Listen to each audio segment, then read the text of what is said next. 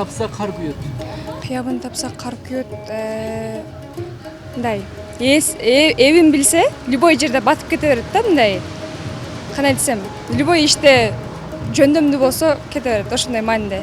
Мындайча айтканда ар бир иштин өзүнүн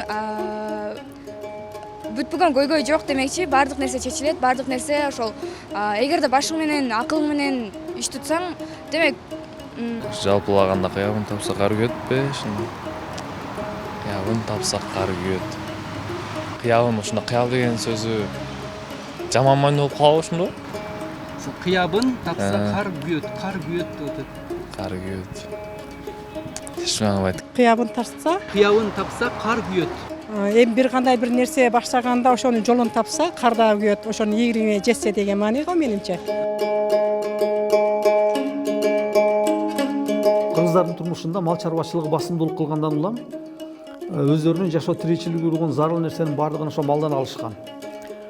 Терисин, жүнүн, этин, сүтүнөн сырткары ал тургай ошо тезегин дагы отунга тарап пайдаланышкан. Ал айыл жергесинде бүгүн деле орун алып келе жаткандыгын айта кетсек болот. Анан эми ошону айтып коет кыргыздар, аны көңдү калады дейт.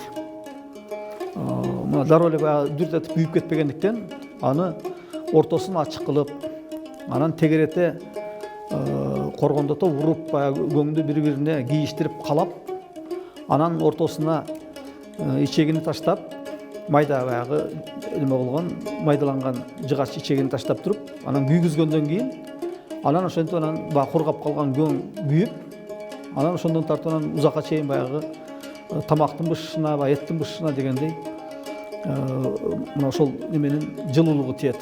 Мында макалдын мааниси өтмө мааниде болуп, жаратылыш кубулушу аркылуу адам баласынын кыймыл-аракети түспөлдөнүп берилген.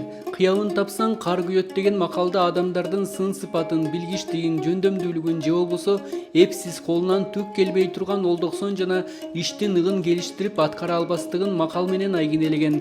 Ушул макалга мааниси жагынан тектеш катары биттин ичегисине кан куйган деген фразеологизмди таба алабыз. Кыргыз элинин көнө турмушунда өтө эле тың, эпчил, колунан баары келген адамды мына ушундай сыпаттоо менен да тааныштырышат.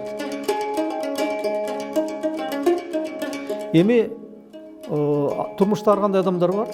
Кээде ушул от жагууну дагы билбестен, ортосун ачык калтырбастан, мындайча айтканда аба киргизбестен, биринин үстүнө бирин үйүп салып, туш келди кылып алып туруп, анан кийин быкшып түтөп, өздөрү дагы кыйналып, тамак ашы да бышпай дегендей жүдөгөн ушундай бир эби жок адамдар болуп калышы мүмкүн да. Ошондуктан отту жага билген айтайлык адамды, жигитти, келинди дейли, мынакей бала чаканы ошолорду жумшап такай неме кылышкан.